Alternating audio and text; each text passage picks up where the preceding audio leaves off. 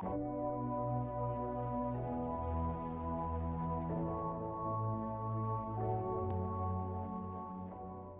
cette dernière partie d'après-midi, nous avons la chance, je dirais même le privilège, parce qu'on est très content de l'avoir, en personne en plus. Donc nous avons la chance d'accueillir Laurent Hott. Voilà.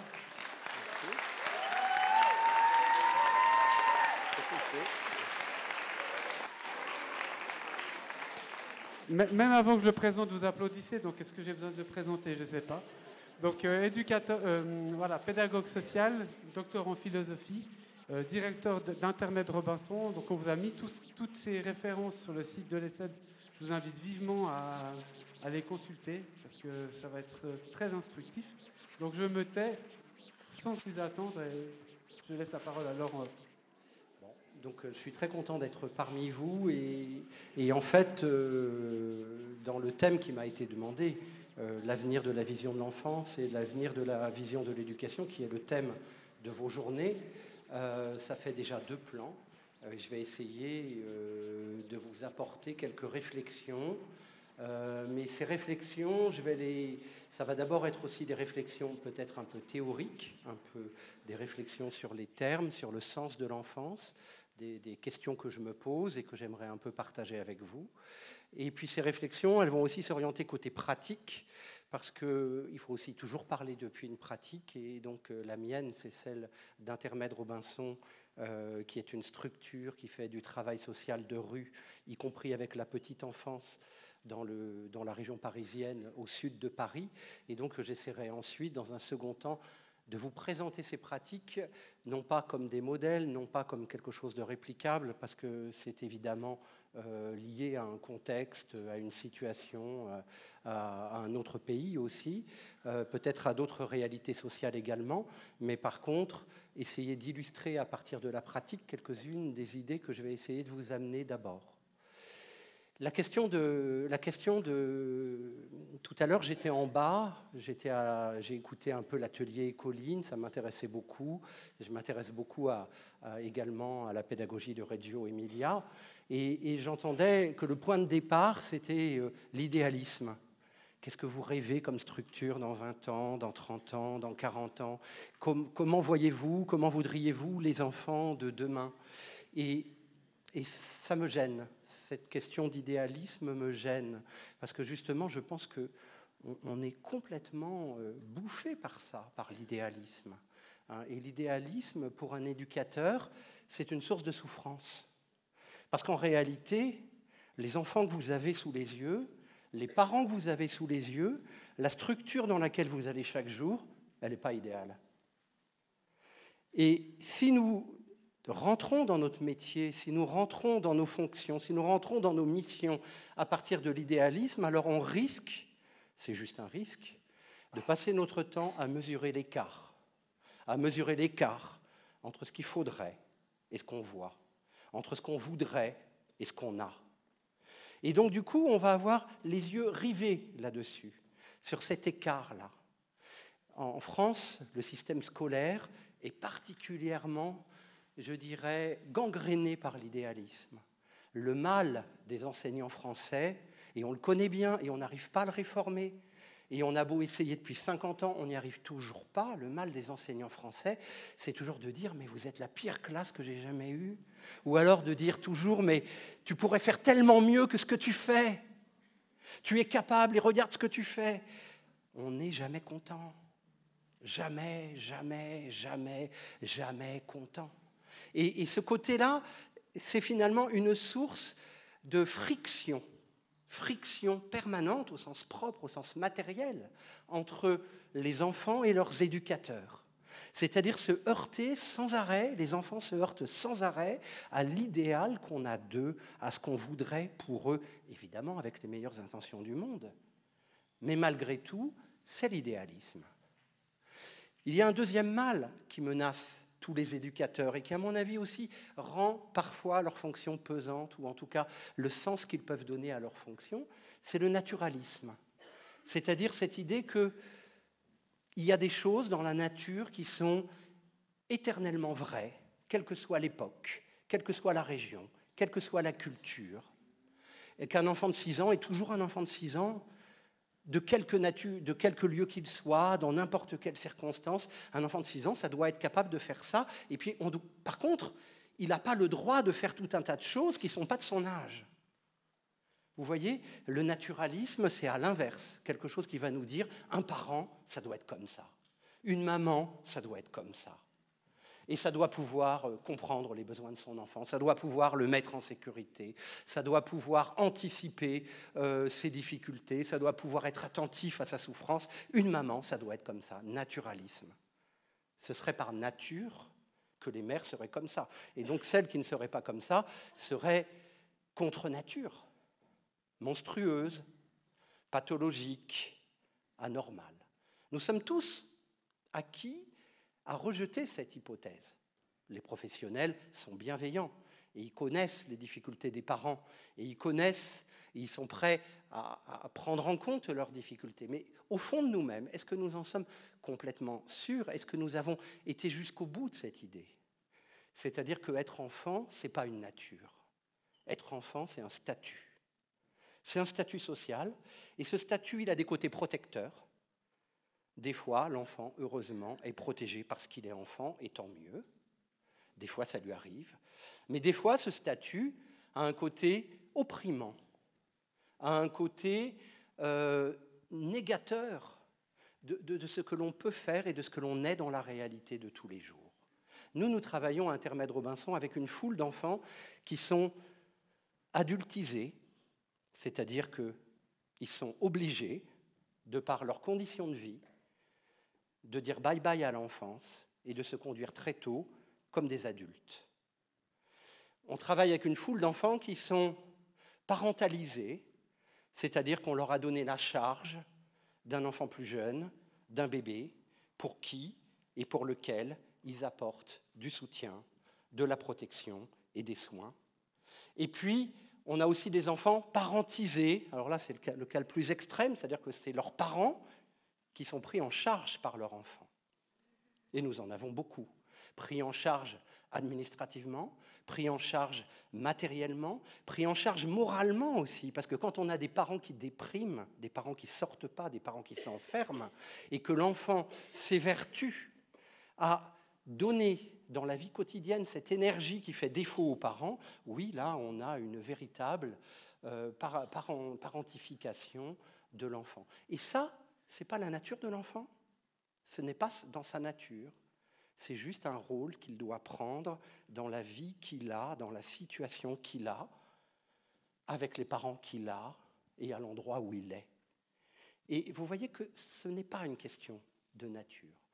Les enfants découvrent ce que c'est que d'être enfant au contact des institutions. Les enfants ne se sentent pas enfants. Être enfant, souvenez-vous, on sait, quand moi j'étais enfant, je savais bien que pour les autres, j'étais un enfant. Mais pour moi, j'ai toujours été un sujet. J'ai jamais été un enfant. J'ai toujours été un sujet, j'ai toujours été moi. Être enfant, c'était l'étiquette que j'avais. Alors cette étiquette, certainement, elle dit quelque chose. Elle dit quelque chose de l'inachèvement physique, de l'inachèvement psychologique, de l'inachèvement affectif, qui est le propre de l'enfance. Mais est-ce si caractéristique de l'enfance? Est-ce que vous ne connaissez pas des adultes qui sont inachevés affectivement? Vous ne connaissez pas des adultes qui sont inachevés cognitivement? Moi, j'en connais un max. Et pourtant, ce ne sont pas des enfants. J'entendais tout à l'heure une parole que je vais sortir de son contexte, parce que dans son contexte, elle était très juste. Mais souvent, je l'entends d'une autre manière, parce que c'est la base même du métier d'éducateur de jeunes enfants. Excusez l'appellation française de vos fonctions. C'est un enfant tout seul, ça n'existe pas. Vous connaissez ça, hein? L'enfant est un être inachevé. Il ne s'explique que dans la cellule familiale. Il ne trouve son sens que dans sa famille. C'est une des bases, et elle a son intérêt, de la réflexion qui amène des futurs professionnels de la petite enfance à justement se représenter l'enfant dans son milieu et dans son contexte. Et de ce point de vue, ça a son utilité. Mais en même temps, ça ne veut rien dire. Un enfant tout seul, ça n'existe pas, mais un adulte non plus. Un adulte tout seul, ça n'existe pas non plus. Ou alors c'est Robinson Crusoe. Ça n'existe pas. Et encore, à partir du moment où il a trouvé vendredi, c'est terminé. Donc voyez-vous, tout ce que nous appliquons à l'idée que nous avons des enfants nous semble exact parce que ce serait sa nature, mais si on y réfléchit bien, ça ne marche pas. Il faut protéger l'enfant parce qu'il n'est pas conscient des dangers qui l'entourent, certainement. Mais dans certaines situations, il y a beaucoup d'adultes qui ne sont pas conscients des dangers qui les entourent, et heureusement qu'on est là pour les protéger aussi. Vous voyez la différence? Si on protège un enfant par rapport à une situation, eh bien là, oui, on est dans un rôle éducatif. Mais si on protège un enfant par rapport à son statut, là, on est toujours près de l'abus. Souvenez-vous que le statut des femmes a longtemps été à peu près le même que celui des enfants. Et c'était aussi dans leur nature. Et c'était aussi pour leur bien qu'il fallait les protéger, les guider et superviser. De la même manière que nous attribuons ça aujourd'hui à l'enfance. Les deux statuts ont toujours été très, très corroborés, très collés l'un à l'autre. Oui, il y a quelque part une idée, une vision de l'enfance qui, à mon avis, est un enfermement. Ça amène en France à cette idée, à cette conséquence, c'est que bien souvent, les institutions produisent le contraire de ce qu'elles sont censées faire. Aujourd'hui, en France, je ne suis pas sûr que la protection de l'enfance protège vraiment les enfants. Bien souvent, l'intervention de la protection de l'enfance va contribuer à isoler davantage l'enfant de son environnement naturel. Je ne parle pas que de ses parents, qui sont peut-être en effet toxiques ou nocifs, mais de tout son environnement, et vont contribuer à l'isoler pour ensuite l'abandonner quand il a 18 ans ou à la première fugue. Énormément de structures de la protection de l'enfance sont des structures où on enregistre les fugues sans arrêt. C'est-à-dire on est dans un foyer pour adolescents placés, et le boulot de l'éducateur, c'est « Ah, il s'est tiré, je signale la fugue ». Puis il revient, puis après il se retirera et je resignale la fugue. Les institutions ne sont pas toujours à la hauteur de leurs ambitions. Elles ne sont pas toujours à la hauteur de leur mission. Elles ne réalisent pas toujours ce qu'elles sont censées faire. Et pour cause. Parce que ces institutions, du moins en France, elles se sont développées dans les années 70. Elles se sont développées pendant cette période que l'on appelait les 30 glorieuses. C'est-à-dire cette période où il y avait un avenir, où l'avenir existait. Cette période où on était sûr que l'avenir était mieux que le présent. C'est à ce moment-là que les pratiques éducatives, les pratiques des structures sociales, les pratiques des institutions, leur configuration, leur mode d'opération ont été définis. C'est dans cette période-là que tout a été pensé. Et que, y compris les doctrines, les philosophies, les corpus scientifiques qui sous-tendent ces actions ont été développés comme la psychanalyse. C'est à ce moment-là que tout a été constitué. Mais nous ne sommes plus dans la même époque. Autant dans les années 70, jusqu'à la fin des années 70, tout le monde était persuadé que demain serait mieux qu'aujourd'hui. Mais tout le monde était persuadé que demain serait mieux qu'aujourd'hui pour moi et pour tout le monde. Un ouvrier pouvait se dire « demain sera mieux qu'aujourd'hui », pas seulement pour moi, mais pour tous les ouvriers. Un bourgeois pouvait se dire que demain serait aussi mieux pour lui, pour tous les bourgeois, et il avait raison. Et un paysan pouvait se dire à peu près la même chose. C'est-à-dire que nous étions dans la promesse d'une société cohésive qui avançait, une société qui tenait les gens, une société qui leur donnait une place, une société qui les assurait de protection et de soutien. Cette société n'existe plus. Elle a volé en éclats. Et le problème, c'est que les institutions, par contre, continuent à fonctionner comme si cette société était encore présente. Parce que reprenons cette idée, demain, tout le monde était conscient et sûr et convaincu, et ça paraissait même pas comme pouvant être mis en question que demain serait mieux qu'aujourd'hui. Regardez qu'aujourd'hui, c'est exactement le contraire. Tout le monde est persuadé que demain sera pire qu'aujourd'hui. Nous sommes allés d'un extrême à l'autre. C'est-à-dire que nous avons complètement changé notre manière de voir la vie, notre manière d'aborder la société. Du coup, la société devient angoissante. Et comme elle devient angoissante, comme elle n'est plus sécure, eh bien, elle devient sécuritaire. C'est-à-dire qu'on va remplacer toutes ces sécurités qui n'existent plus par un besoin de rassurance, par l'intermédiaire de mesures sécuritaires sanitaires et policières, les deux fonctionnant toujours en parallèle. Et tout ça a complètement changé. Et donc, du coup, les institutions, tout ce corpus, toute cette philosophie, toutes ces idées qui ont fondé les pratiques des professionnels sont aujourd'hui à revisiter. Alors, bien entendu, pour les besoins de l'exposé, je caricature, hein, je suis toujours un petit peu extrême, hein, mais c'est aussi une manière peut-être d'essayer de vous proposer des idées identifiables. Finalement, moi qui ai été formateur en travail social en France pendant 7 ans, éducateur spécialisé, éducateur de jeunes enfants, et qui ai fréquenté pas mal les structures médico, socio-éducatives, y compris de la petite enfance, je me dis que globalement, l'idée générale du truc, elle n'a pas changé, en tout cas pour le côté social. C'est-à-dire, on est dans l'idée que les structures sociales, elles repèrent des individus, des situations anormales ou des personnes en difficulté.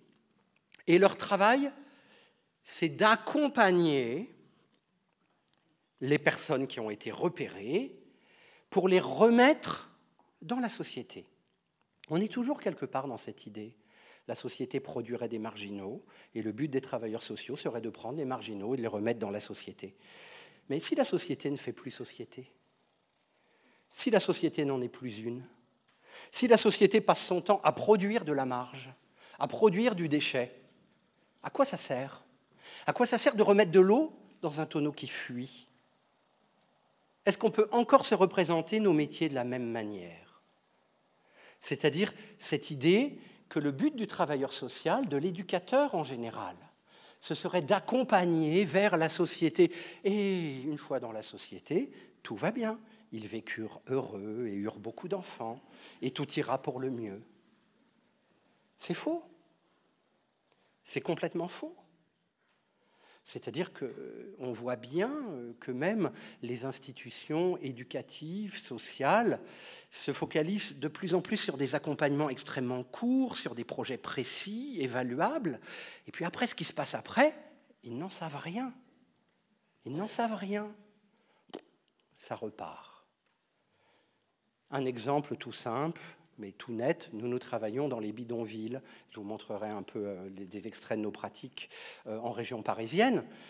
Et tout avance, le progrès est là. Auparavant, les bidonvilles, il y a encore 7-8 ans, ils pouvaient durer 3-4 ans. Aujourd'hui, leur durée de vie, c'est entre 3 et 6 mois. Parce que les mairies font un zèle extraordinaire, une pression auprès des tribunaux, fantastique, relayée à tous les niveaux de l'État. Et donc, les bidonvilles sont expulsés à une fréquence de plus en plus rapide. Mais ils se recréent. Ils se recréent à chaque fois. Là, cet été, tous les bidonvilles sur lesquels on intervenait ont été détruits. Ils sont tous recréés ailleurs. Sauf que pendant ce temps-là, nous, on avait inscrit tous les enfants à l'école l'année dernière, et ils ne sont plus sur les mêmes communes, donc plus de scolarité. Et d'un côté, l'État nous donne des subventions pour favoriser la scolarisation, et de l'autre côté, il expulse les enfants quand on les a inscrits. Et tout le boulot est à refaire.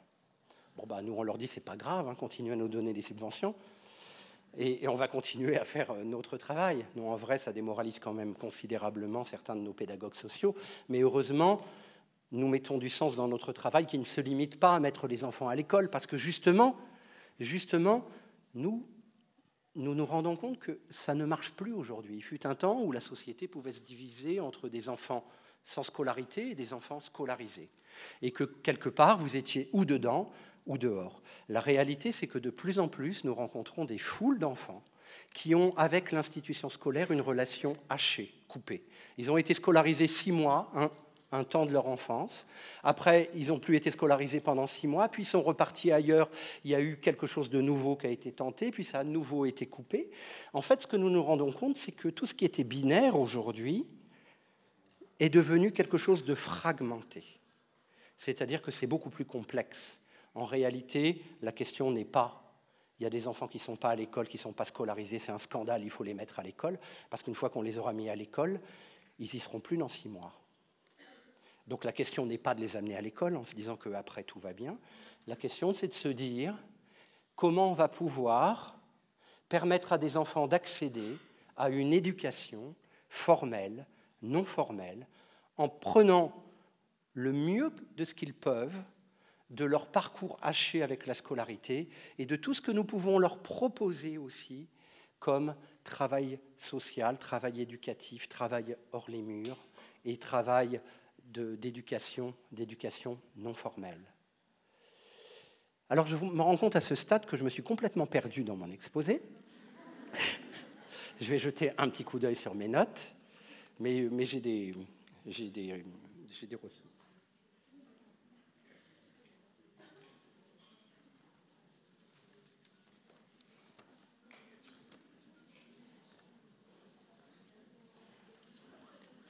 Je vais repartir justement là-dessus.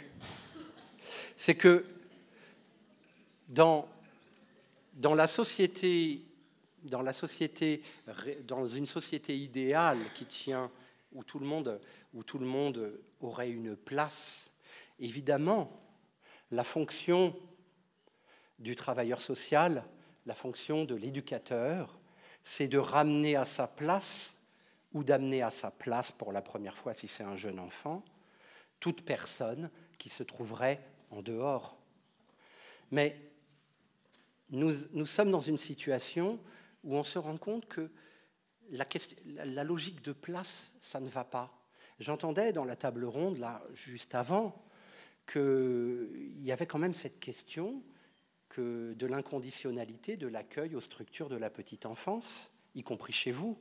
Ben encore chez nous, c'est pire, hein, c'est pareil. Il n'y a pas d'accueil possible, collectif en crèche, ou alors d'une manière extrêmement compliquée, si, comme vous disiez, comme il se disait sur l'estrade tout à l'heure, il n'y a pas des couples biactifs avec une adresse dans le secteur, etc. C'est exactement la même chose pour nous. Hein, c'est-à-dire que finalement, on est victime d'une vision de notre travail depuis l'institution. On est dans une crèche, donc du coup, on va accueillir des enfants dont la vie a été pensée pour la crèche. Très souvent, les enfants sont vus depuis l'institution où on travaille. Pour l'éducation nationale, on voit des décrocheurs, on voit des enfants déviants, on voit des dyspraxiques, des dyscalculiques, des dyslexiques, tout ce que vous voulez. Chaque institution voit les enfants depuis son propre référentiel. Et la question, c'est que la réalité des enfants, elle se situe en dehors. Il faut pouvoir, je crois, sortir des institutions, aller pouvoir observer les enfants dans leur réalité concrète de vie, aussi différente qu'elle puisse nous paraître des nôtres, ou de ce qu'on trouverait normal, ou de ce qu'on est prêt à accepter, pour justement voir autrement que les institutions. Ce que je dis peut paraître un peu dur, sévère ou facile, mais c'est vrai que c'est un peu compliqué, parce que par rapport aux enfants roms, justement, qu'on arrive à inscrire à l'école, très souvent, il y a une espèce de faille culturelle entre les pédagogues sociaux de notre association et les enseignants, quand les enseignants viennent en disant ils étaient encore absents à l'école, et pourtant, moi, j'ai vu la mère qui faisait la manche avec eux sur la place de France à Massy. Cette idée que, d'une part, nous, on serait responsable de ça, que parce qu'on a recommandé ces enfants, parce qu'on les a amenés, parce qu'on a forcé pour leur scolarisation, d'une certaine manière, on aurait presque un service après-vente à assurer, sur l'assiduité de ces enfants, pour laquelle, bien sûr, en théorie, nous sommes. Et puis, cette idée aussi qui est que, finalement, l'enseignante, elle veut voir un élève. Mais en fait, elle voit un enfant qui peut être par moments un élève, mais qui à d'autres moments est aussi un enfant qui fait la manche et qui doit faire la manche. Et que ça fait aussi partie de sa réalité. Mais elle n'est pas prête à le voir. Elle ne veut pas le voir, parce qu'elle le voit depuis l'institution. Et ça, c'est quelque chose qui me paraît extrêmement important. C'est-à-dire que les professionnels, les futurs professionnels, les éducateurs, puissent essayer d'avoir un regard global sur la réalité matérielle. Tout à l'heure, je vous dénonçais les dégâts de l'idéalisme en vous disant « faites attention, l'idéalisme, ça fait plaisir 5 minutes, mais après, ça peut faire déprimer. Ça pourrait ressembler à d'autres drogues. Mais vous mettre en garde contre le naturalisme, parce que le naturalisme a l'air de fonctionner comme ça, mais très vite, on en sent complètement les limites, et ça peut nous rendre impuissants à agir. Et je pense que ce qu'il faut, ce n'est pas le juste milieu, c'est juste autre chose, c'est le matérialisme. C'est-à-dire partir de la famille telle qu'elle est, de l'enfant tel qu'il est, de la réalité qui est là, partir de l'enfant parentisé s'il est parentisé, adultifié s'il est adultifié, parentalisé s'il est parentalisé, et ne pas être dans le « ça ne devrait pas être comme ça », mais se demander comment je peux le soulager 5 minutes, comment je peux reconnaître sa valeur, reconnaître les efforts qu'il fait, reconnaître sa souffrance et entamer un véritable dialogue sur ce qu'il est. C'est-à-dire m'adresser à l'enfant non pas comme un bénéficiaire de mes actions, mais comme un véritable interlocuteur digne et valable avec lequel je peux discuter du sens même de ce que je mets en œuvre avec lui. C'est ce que se propose de faire la pédagogie sociale. La pédagogie sociale propose d'intervenir dans les environnements directs des enfants, des familles, à partir du principe d'inconditionnalité, de gratuité, de durée, parce que du coup, nous conservons le lien quand le lien est brisé. Quand les camps sont expulsés, les bidonvilles sont expulsés, nous continuons à voir et à pouvoir être, sauf s'ils sont partis trop loin, évidemment, avec les familles et les enfants, mais même quand ils sont partis trop loin, il n'empêche pas que parfois 1 an après, on les revoit, parce que justement, à force de tourner, ils finissent par revenir à un moment donné à la case départ. La pédagogie sociale se propose de partir d'une réalité sans la juger, une réalité sans en avoir peur, et de pouvoir juste se dire qu'on va l'améliorer. C'est-à-dire qu'on ne part pas d'un idéal, on part d'une réalité dans laquelle il y a des choses inacceptables, mais que l'on accepte de voir et qu'on se propose de transformer. Ce qui veut dire aussi que le travailleur social, l'éducateur, n'est pas un passeur, n'est pas un accompagnant, il n'est pas là pour favoriser l'adaptation, l'intégration ou l'inclusion des enfants dans les structures et les institutions, mais il concourt à transformer et à améliorer les réalités sociales d'aujourd'hui. Il s'agit d'intervenir directement dans la vie des enfants et des familles pour améliorer la vie des enfants et des familles. Avec les moyens qu'on a, les moyens qu'on peut mettre en œuvre, avec ce que nous pouvons. Vous voyez, on est dans la transformation. La pédagogie traditionnelle, vous savez, c'est celle de l'imposition. La pédagogie nouvelle, c'est celle de l'adaptation et de l'accompagnement. La pédagogie sociale, c'est celle de la transformation sociale, parce que la société d'aujourd'hui ne fait plus société. Et que donc, il faut créer, produire d'autres formes de communauté, de socialité, qui vont pouvoir permettre la création d'un environnement suffisamment sécure, suffisamment soutenant pour que les enfants et les jeunes puissent bien y vivre. Voilà, à ce stade, je ne sais plus du tout où j'en suis de mon heure, mais je pense que j'ai assez déblatéré et je voudrais peut-être, pour que ça vous paraisse moins abstrait ce que j'ai dit, je vais vous présenter juste comme ça des images du travail que fait Intermède Robinson, ce qui va me permettre peut-être d'illustrer des petites idées, des petites touches. Et après, évidemment, nous pourrons discuter de tout ce que je vous assène depuis tout à l'heure. Alors normalement, ça va se réveiller. C'est bon.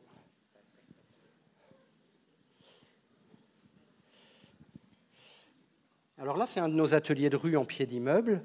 Et en fin de compte, c'était un débat de philosophie. Et bon, il y a un débat de philosophie sur la question des discriminations.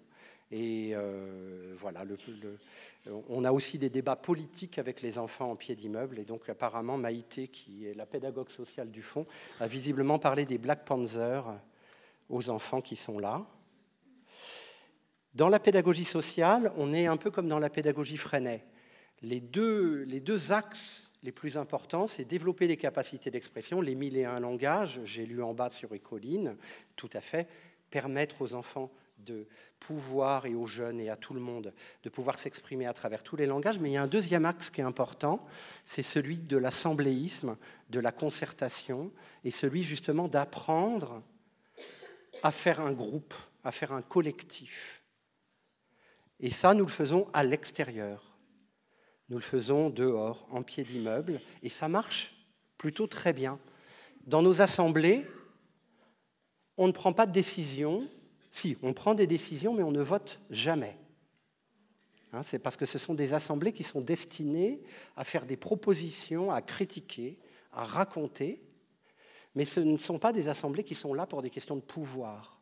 C'est des assemblées qui sont là pour pouvoir justement découvrir le collectif qu'on est et ce qu'on peut faire ensemble. Donc on ne vote pas. Voilà, ça c'est une assemblée de pied d'immeuble dans un quartier de Longjumeau. Les prises de parole. Alors on l'appelle assemblée des présents, parce que ce n'est pas un conseil. Au début on disait conseil des enfants, mais il y a des adultes. Après on disait conseil du quartier, mais avec nous, il y a toujours des gens qui viennent d'ailleurs, donc ils ne sont pas forcément du quartier. Alors aujourd'hui on dit assemblée des présents. Voilà, assemblée des présents, c'est difficilement contestable, ça marche bien.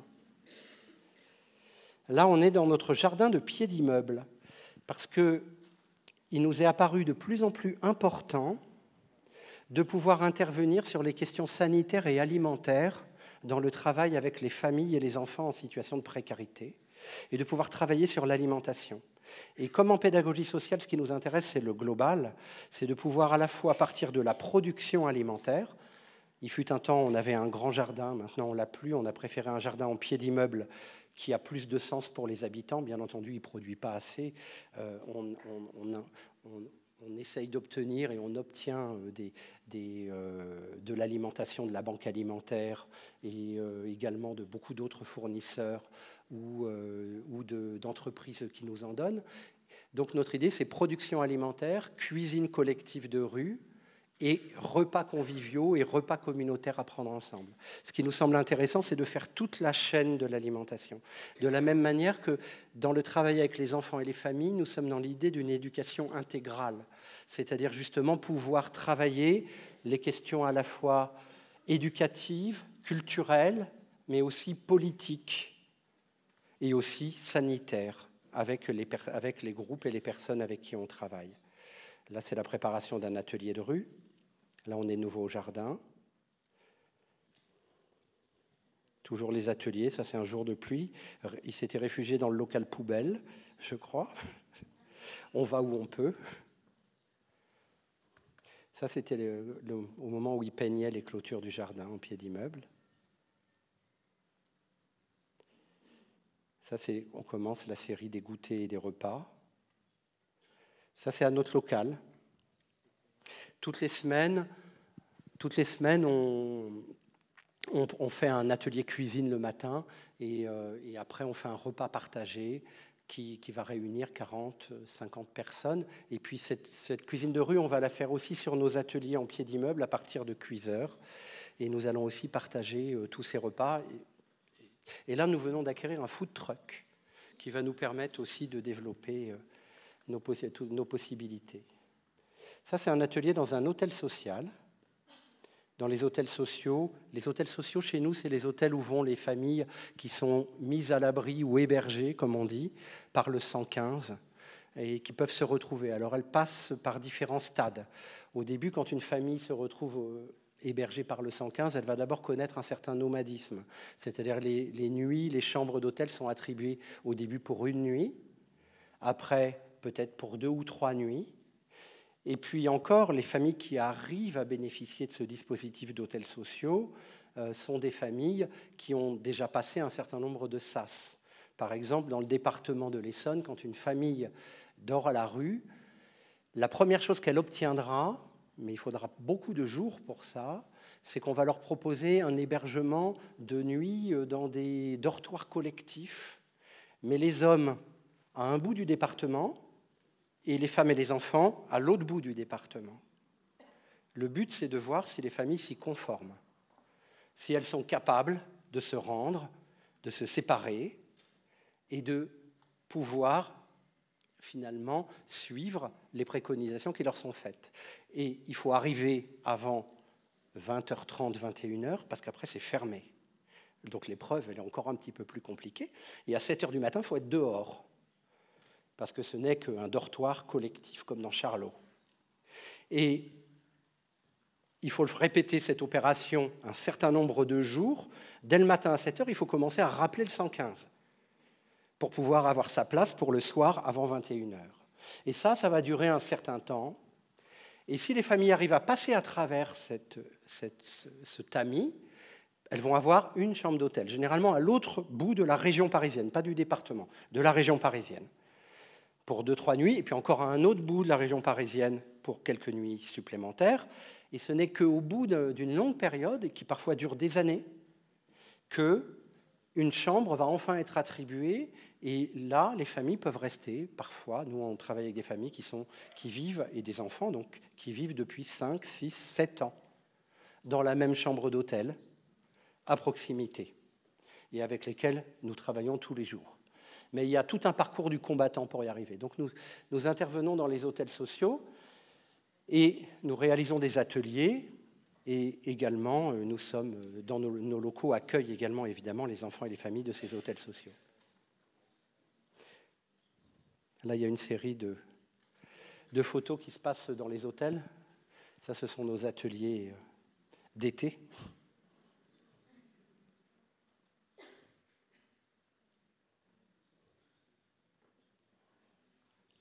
Alors ces photos, elles sont prises par un photographe qui s'appelle Thomas Bérard et qui est un photographe professionnel qui s'est beaucoup investi dans notre association et qui est assez fantastique parce que pourquoi je vous passe ces photos ? Je vous passe ces photos parce que on voit beaucoup de photos de toutes sortes, sur toutes les misères du monde et tout. Mais voyez que ces photos, elles montrent des relations. Elles montrent des relations. Elles ne montrent pas des situations. Et Thomas Bérard, son art, son génie même, c'est qu'il arrive à rendre visuel, justement, les relations qu'il y a entre les gens, les relations qu'il y a entre les adultes et les enfants. Et il arrive à rendre visuel le groupe, le collectif qu'on arrive à former à partir des pratiques d'ateliers de rue. Et cette chaleur qui fonctionne. Là, nous avons en une seule image l'interculturalité, l'intergénérationnalité et le commun et la convivialité. C'est dommage parce que du coup, comme il y a beaucoup de lumière, vous n'avez pas les couleurs exactes. Ça, c'est toujours autour des ateliers. Ça, c'est les ateliers dans les bidonvilles. Justement, les bidonvilles dans notre territoire à nous, le nord de l'Essonne. Et donc, la pédagogie sociale nous permet en fait de pratiquer à l'air libre, à l'extérieur, dans les territoires, dans les espaces de vie, tout ce qu'on veut. En fait, dans nos ateliers de rue, on peut faire du théâtre, on peut faire de la boxe, on peut faire de la capoeira, on peut faire de la peinture sur soie, on fait de la cuisine, on fait toutes sortes de choses. On fait des ateliers scolaires, des ateliers aussi, des ateliers parascolaires, des ateliers d'apprentissage. On peut tout faire justement sur nos ateliers. C'est très facile. Tout est plus facile en dehors des institutions, en réalité, qu'en dedans. Mais il faut y aller. Il faut se lancer pour s'en rendre compte. Pourquoi ? Parce que nous n'avons pas de problème avec les réglementations. Nous n'avons pas de problème avec le risque d'abîmer avec la cohabitation dans l'institution. Nous n'avons pas de problème avec la réglementation de l'établissement. Nous n'avons pas de problème d'horaire. Nous n'avons pas de problème, beaucoup moins de problèmes. Donc toujours cet atelier boxe. Là, on a une vision d'un atelier où on voit qu'il y a plusieurs pôles, plusieurs types d'activités. Toujours chez nous, les âges sont mélangés pour la raison que je vous disais tout à l'heure. C'est-à-dire que nous n'attribuons pas énormément de valeur aux âges. C'est-à-dire que pour nous, ce qui compte, c'est de répondre aux besoins des enfants, pas de connaître leurs âges. Et du coup, le mélange des âges chez nous se fait extrêmement facilement depuis les jeunes enfants. On a quand même des espaces dédiés à la petite enfance sur nos ateliers. Vous verrez, on a des tapis d'éveil, on amène quand même quelques espaces dédiés. C'est une petite nuance. Des ateliers d'expression artistique.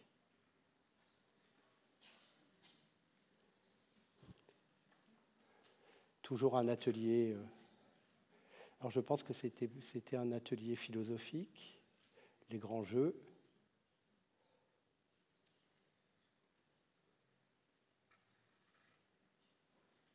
Peinture d'un tronc d'arbre, parce qu'on fait aussi du land art, on va essayer aussi de s'inscrire dans le paysage. Alors les bidonvilles ne sont pas toujours des cabanes, c'est parfois aussi dans des hangars, dans des usines désaffectées, donc ça crée d'autres ambiances. Là on est à l'intérieur d'une cabane.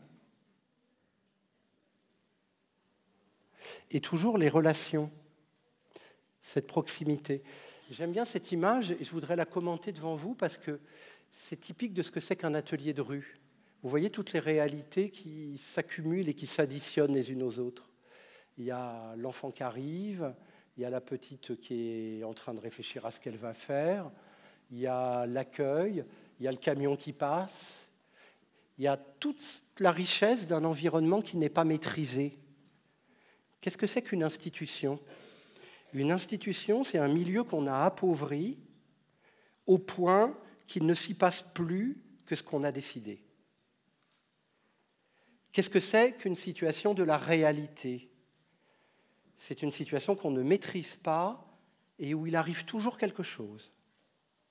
Quelque chose dont on va pouvoir s'emparer ou non dans notre pédagogie et dans notre manière de réagir. Il nous semble, nous, que les moments de la vie extérieurs aux institutions sont toujours plus riches que les moments de la vie dans l'institution. Pensez à l'espace de la classe, pensez à l'institution scolaire.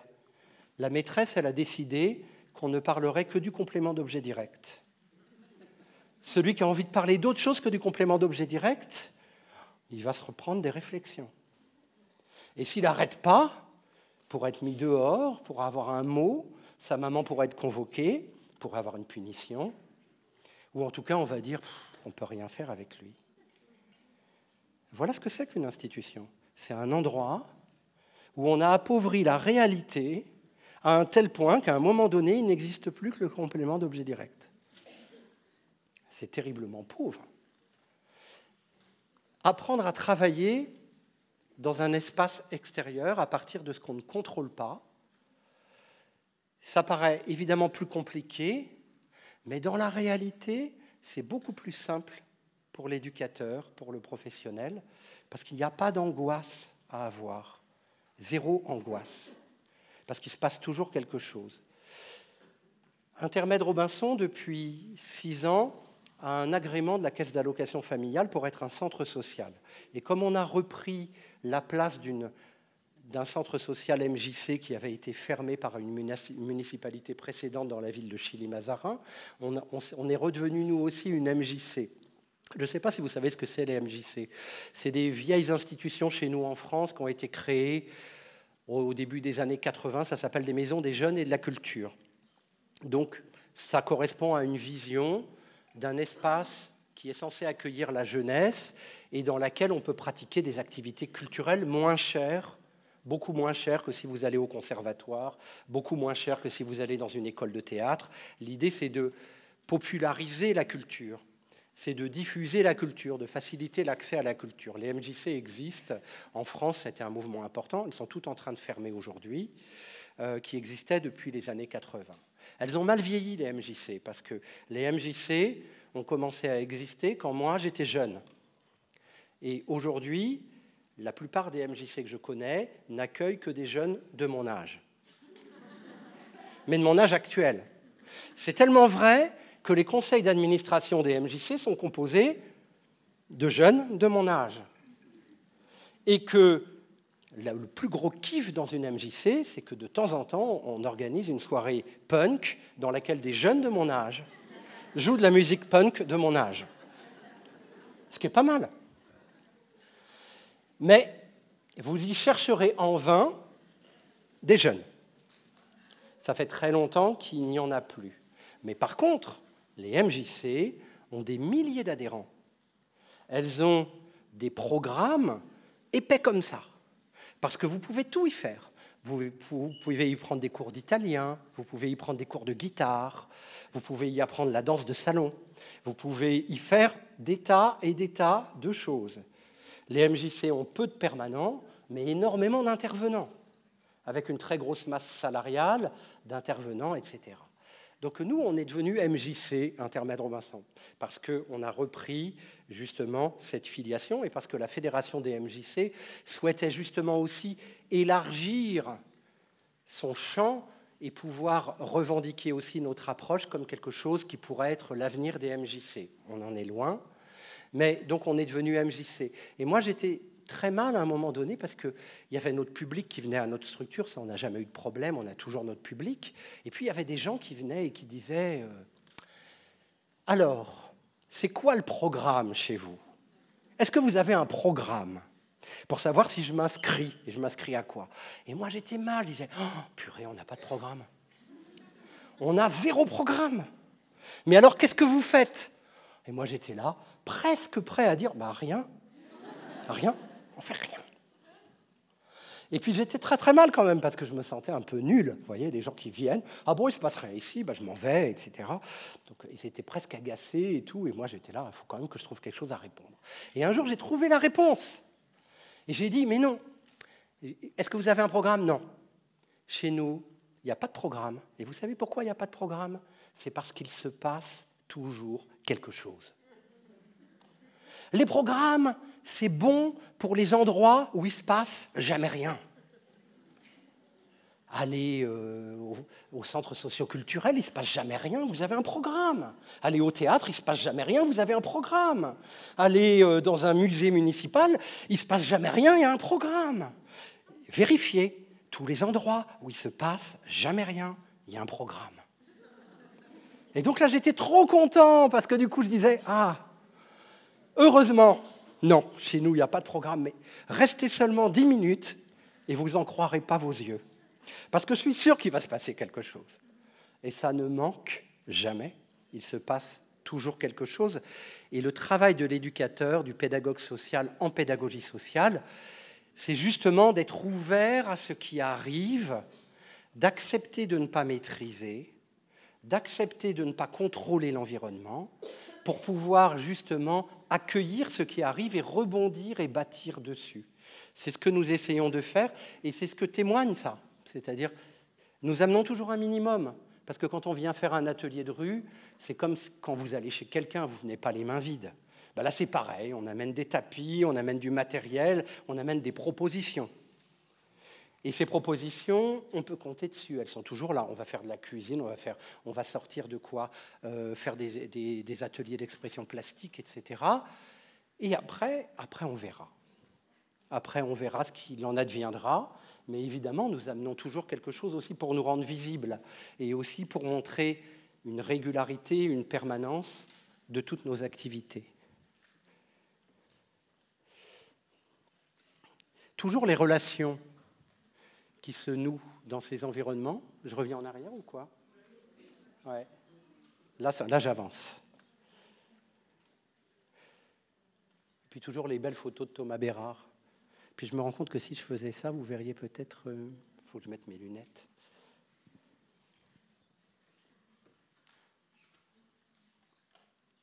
Ben oui, c'est mieux. Hein. Les assemblées. Ça, c'est typique aussi de ce qui se passe dans un atelier de rue. C'est-à-dire, vous voyez, a priori, c'est une seule et même chose, mais dans la réalité, il se passe des trucs différents d'un coin à l'autre. Et il peut y avoir en parallèle de multiples interactions, des activités différentes. Par exemple, au fond, on a Eddy, qu'on suit maintenant depuis qu'il a l'âge de 7 ans et qui est autiste, sans prise en charge. Hein. Aujourd'hui, il a 23 ans. Il a quasiment pas connu l'institution. Eddy, il a connu juste le secteur psychiatrique et puis il a sa piqûre de neuroleptique une fois par mois. Le reste du temps, il n'a rien. Et donc, il vient toujours à Intermède Robinson. C'est notre plus fidèle fan. Hein. Il porte un t-shirt Robinson.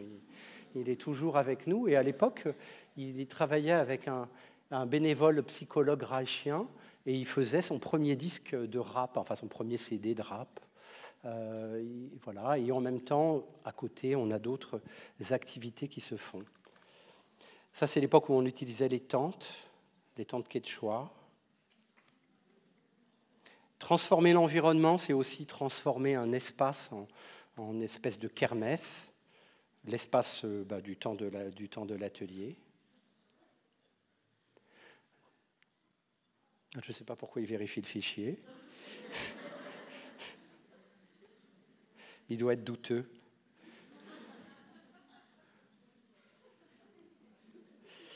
Des fois, on ne sait même pas où on est, hein, mais on est dans une cabane d'un bidonville. Là, c'est l'atelier cuisine, en fait, qui est représenté sur cette photo. Et oui, parce qu'on fait de la cuisine là. Et c'est vrai que dans la plupart des institutions, pour pouvoir faire de la cuisine, il y a des réglementations, des normes. On ne rentre pas dans l'espace cuisine. Des fois, il faut des chaussons. Des fois, on n'a pas le droit d'aller plus loin que là. Le visiteur, il ne peut pas, etc. Et un des intérêts de travailler à l'extérieur des institutions, il va falloir que je surveille l'heure peut-être, l'un des intérêts du travail en dehors des institutions, c'est que la seule réglementation que vous avez à suivre quand vous travaillez dehors, c'est celle du camping caravaning. En tout cas en France. Alors que quand vous êtes dans l'institution, vous avez un pavé comme ça, de règles. Dehors, c'est le camping caravaning. Vous vous lavez les mains, vous nettoyez les ustensiles, vous utilisez les produits frais, vous consommez juste après avoir cuisiné, vous ne conservez pas, tout va bien. Ça marche. Ah oui, il faut que je surveille l'heure. Mais je ne sais plus ce que j'ai fait de mon téléphone. Ah, il est là. Ah oui, d'accord. Donc il faut que j'avance. Toujours les activités. Le travail des enfants, je n'ai pas eu le temps de trop en parler, mais bien entendu que dans tout ce que nous faisons, les enfants font avec nous. Le débriefing, et peut-être que là, c'est aussi une autre manière peut-être de travailler qu'on a en pédagogie sociale. C'est que vous voyez, les gens qui sont là n'ont pas le même statut. Laura, qui est Rome, elle devait être service civique. Larry, lui aussi. Marion, qui est là, était stagiaire éducatrice. Il devait y avoir aussi un permanent hors champ.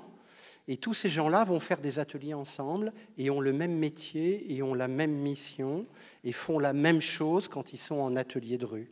Tout cela, quand ils sont en action, sont pédagogues sociaux, quel que soit leur statut. Et pour que ça puisse fonctionner, toutes nos journées commencent par un briefing. Et toutes nos activités se terminent par un débriefing qui permet à tout le monde de s'organiser. Ça, c'est le briefing. Ça, c'est le briefing. Chaque jour, à 12h30, on repart, je ne sais pas pourquoi on repart à la cuisine, et à la distribution alimentaire, et à la distribution de repas, et aux ateliers de rue. Une dernière chose que je voudrais vous montrer, parce qu'on doit arrêter à quelle heure? Maintenant? Je pourrais vous montrer à Avennes-Savoret juste. La seule exception qu'on a dans notre manière de travailler sur le fait que nous travaillons dehors et par rapport à ce qui arrive et par rapport à l'événement, c'est que contre vent et marée, nous avons créé une troupe d'enfants chanteurs et danseurs qui s'appelle Avennes-Savoret, qui sont des enfants qui viennent des hôtels, des bidonvilles et des quartiers et qui se mélangent. Et ça fait maintenant 5-6 ans que cette troupe travaille d'arrache-pied et qu'elle est devenue quasiment d'un niveau semi-professionnel. Donc pour nous, c'est un peu une gageure, parce que ça veut dire que tous ces enfants, on doit les retrouver tous les mercredis et tous les samedis, et qu'ils doivent pouvoir faire des tournées ensemble, même quand ils sont roms, qui sont dans un bidonville qui a été expulsé, il faut quand même qu'on arrive à les choper et à les ramener avec nous. Et tous ces enfants évoluent ensemble à travers ce qu'Avennes-Savoret devient une sorte d'école. Et évidemment, pour apprendre le chant et la danse, nous ne pouvons pas employer les mêmes techniques que les techniques de conservatoire ou que les techniques d'école de chant et de danse. Nous ne connaissons qu'une seule technique en pédagogie sociale, c'est la pratique et c'est l'immersion. Et à force de pratiquer et de s'immerger, nous y arrivons. Et donc, je vais vous montrer juste un petit clip, parce que je me rends bien compte que je n'ai pas maîtrisé le temps du tout, je m'en excuse. Et donc, je vous présente juste un petit clip d'Avennes-Savoret. Si.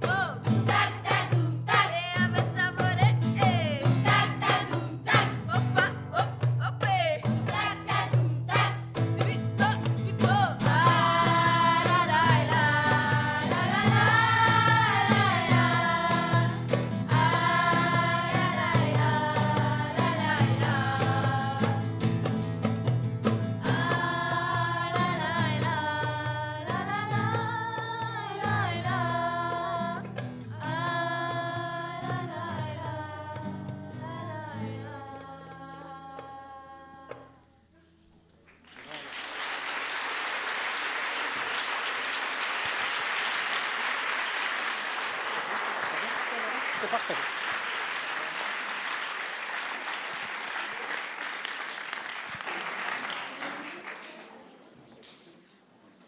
J'ai explosé le temps. Non, c'est pas grave. Voilà, excusez-moi. Merci beaucoup à Laurent Hoth. On va prévoir un petit espace de questions. Pas trop long parce que le TGV n'attend pas. Donc voilà. Alors volontiers, je vous laisse passer le micro s'il y a des questions. J'ai une première question de Caroline qui aimerait bien savoir si la mission Robinson s'occupe des enfants des bidonvilles ou bien de sortir des familles des bidonvilles. Et combien en moyenne l'association en sort par année? C'est une question intéressante parce que, effectivement, nous recevons des financements dans le cadre des politiques de résorption des bidonvilles.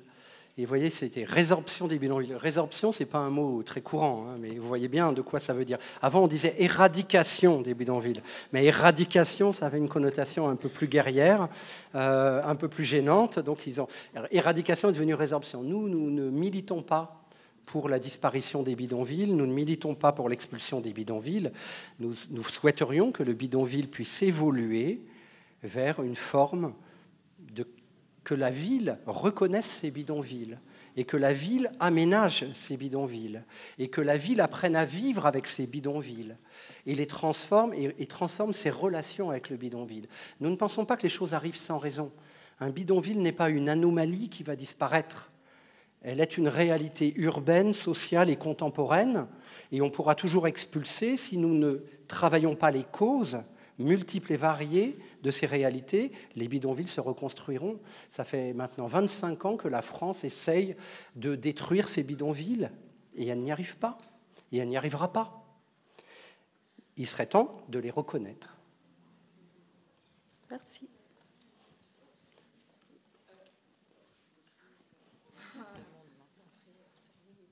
Ah, ok. Moi, j'avais juste une question. C'est vous qui avez créé cette association ? Oui, entre autres, avec d'autres personnes. D'accord, merci.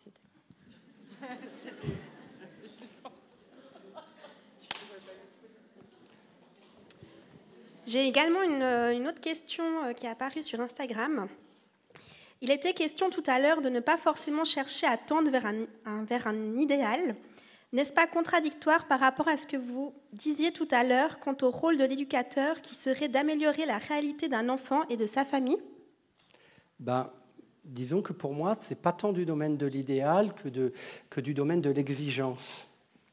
Vous voyez, c'est-à-dire que je pense qu'il y a une nécessité.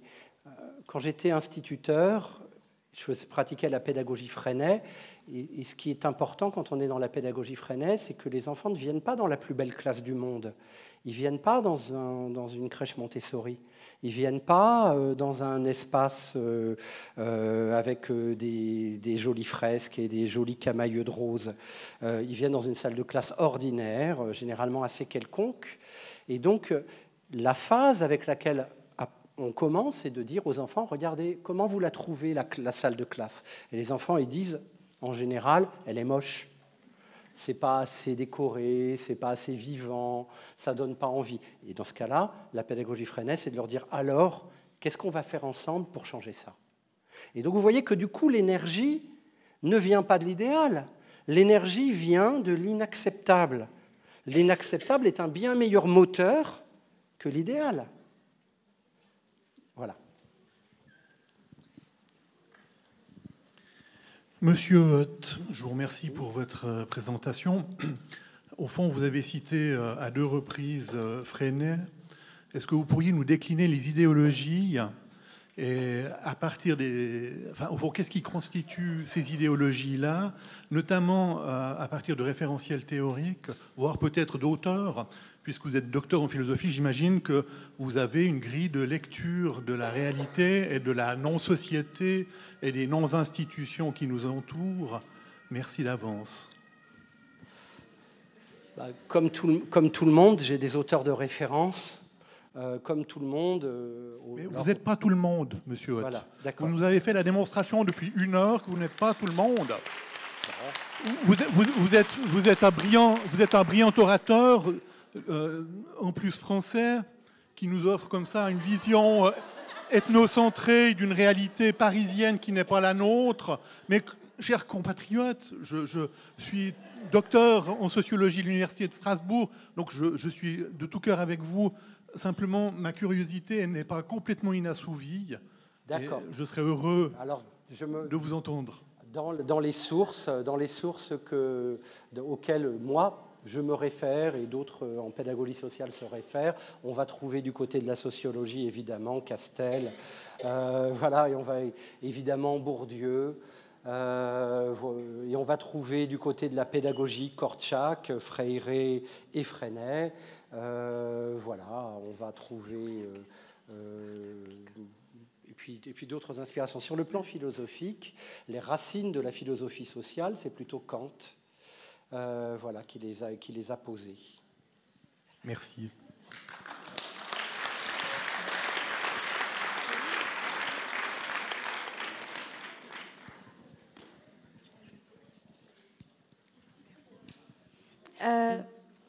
Bonjour. Bonjour. Oui, moi j'avais une question concernant les subventions. Donc vous avez dit que vous étiez subventionné par chez nous c'est les communes, mais les villes hein, qui vous subventionnent. Est-ce que vous devez faire les demandes de subventions chaque année ou est-ce que ces subventions elles sont reconduites automatiquement? Est-ce que vous êtes reconnu d'utilité publique et est-ce qu'on vous consulte aussi au niveau de la politique sociale? La réponse est évidemment assez contrastée. Il y a un peu une règle qu'on va retrouver un peu partout en France, c'est si vous vous occupez des précaires, vous avez de fortes chances d'être précaire vous aussi. Hein, c'est-à-dire que ce soit en termes de statut, de subvention, de moyens, le fait qu'on s'occupe de Rome nous a valu énormément d'ennuis. Énormément, ça nous a exclus d'énormément de sources de financement, ça nous a valu énormément d'entourloupes. Les communes sont le degré qui nous subventionne le moins. La commune de Longjumeau nous donne 500 € par an. Notre budget est de 550 000 € par an. Et la commune nous donne 500 € par an. Mais comme on a des amendes de la police municipale, je pense qu'on leur donne plus qu'eux nous donnent. Donc ils ont inventé la subvention négative. Et nous craignons que cette mode fasse. En général, plus le degré territorial est bas et moins ils nous subventionnent. Les communes nous donnent presque rien. Le département, pas grand-chose. La région, c'est une exception, nous donne 0. Alors après, on va recevoir des choses de l'État par l'intermédiaire des préfectures.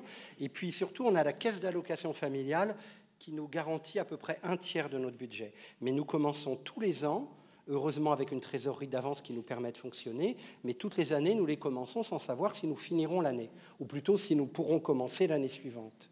Parce qu'en réalité, il y a toujours entre la moitié et 2 tiers de notre budget que nous n'avons pas chaque année, et que nous sommes obligés de solliciter en répondant à des appels à projets. Autant d'appels à projets, autant de dossiers, autant de dossiers, autant de bilans, autant de bilans, autant de reporting, autant de justificatifs, etc. Donc un boulot administratif qui devient énorme pour toucher.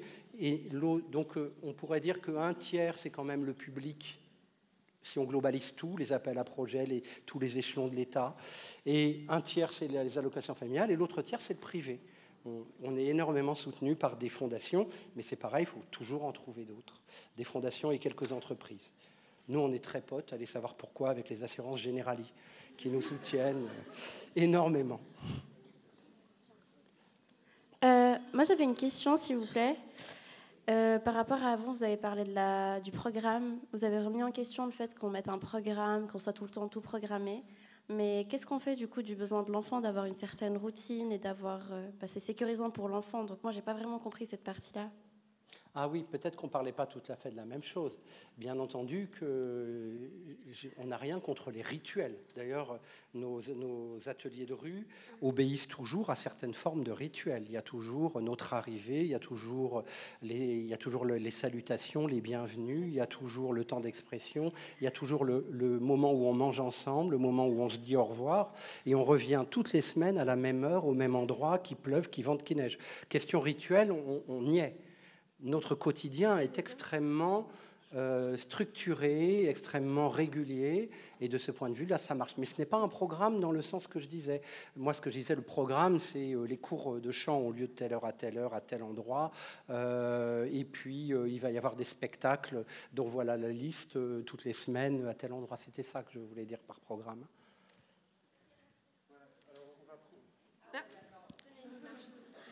On prend encore une question sur Instagram. Et puis je pense qu'on va devoir conclure ici. Vous avez sur le site internet de l'ESSED des références par rapport à Laurent Hutt. Donc si jamais vous pouvez... Oui, notre site intermèderobinson.org, il y a pas mal de ressources, de vidéos en lien, de textes et d'images. Alors, j'ai une question de Angélique. Dans le concret, dans nos institutions, quels conseils avez-vous à nous donner pour plus de proximité et de laisser place à l'imprévu dans un contexte de contrôle, de temps et encore plus dans ce contexte sanitaire? La question qui tue. Et elle est très importante, cette question, et il y a des choses à y répondre. C'est-à-dire que, en fait, je sais bien que les choses ne sont pas réplicables, et je sais bien qu'une institution ne va pas basculer du jour au lendemain en pédagogie sociale. Mais par contre, si on a un raisonnement, je dirais, de type spatial, c'est-à-dire si on se dit je vais convertir mon institution en structure qui va travailler en pédagogie sociale, c'est un peu foutu d'avance. Mais par contre, si on a un raisonnement qui va plus du côté du temps, c'est-à-dire que plutôt que de se dire je vais changer l'espace, eh ben, je vais essayer de créer des moments.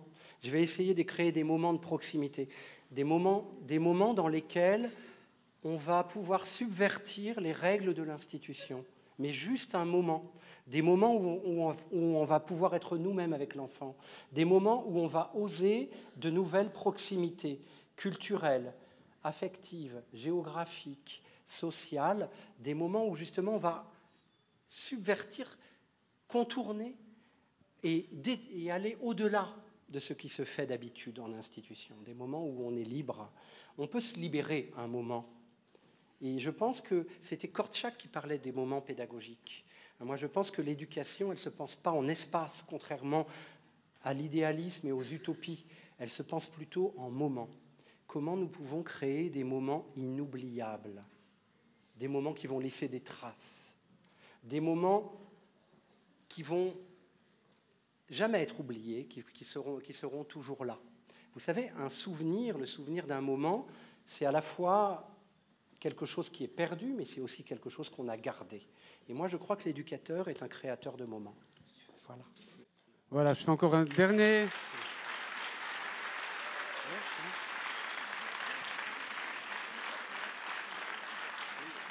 Alors, je m'excuse, on a entendu parler d'injustice. Je vais juste vous montrer que ça existe en donnant la parole à Willy, parce que c'est mon collègue. Et puis, du coup, il avait une toute petite question très courte. Alors, on fait juste ça, excusez-moi. Bon, mon parcours m'a fait passer par l'éducation spécialisée, entre autres. Hein, oui. Bosser dans des foyers, des choses comme ça. Puis là, je me suis demandé, mais qui vient dans vos ateliers et qui ne vient pas? Et ceux qui viennent, est-ce que ça se passe toujours bien? Et sinon, qu'est-ce qui se passe, quoi? Tu m'avais dit court. Hein. Alors, c'est vrai. Après, j'arrête. Merci beaucoup. Alors, qui vient, d'une certaine manière, on est en contact avec tous ceux qui vivent là, qui ne vont pas avoir les mêmes demandes. Évidemment, il y a des gens qui n'accrocheront jamais à nos ateliers, qui vont se contenter de les regarder de loin. Alors, nous avons peut-être la faiblesse de croire que ceux qui ont le sentiment qu'on peut faire quelque chose pour eux et qui pourraient avoir besoin de nous sont ceux qui s'accrochent davantage. Voilà un peu le fil sur lequel on est. Mais par contre, nous avons à peu près la certitude, nous, de voir tout le monde.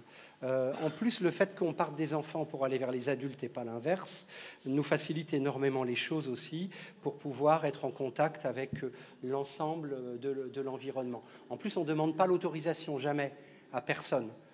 Donc du coup, ça nous facilite aussi les choses dans le fait qu'on est dans un milieu où on va être un petit peu plus ouvert à tout ce qui peut exister. Alors curieusement, les conflits. Il y a peu de conflits, peu de violences, jamais d'accidents en milieu ouvert. Je ne saurais pas trop vous dire pourquoi. Enfin si, j'en ai quand même quelques petites idées, mais nous n'avons pas... Pourquoi ? Parce que finalement, on a tout l'espace qu'on veut, personne n'est obligé d'être là, tout le monde peut partir à tout moment, y compris nous-mêmes.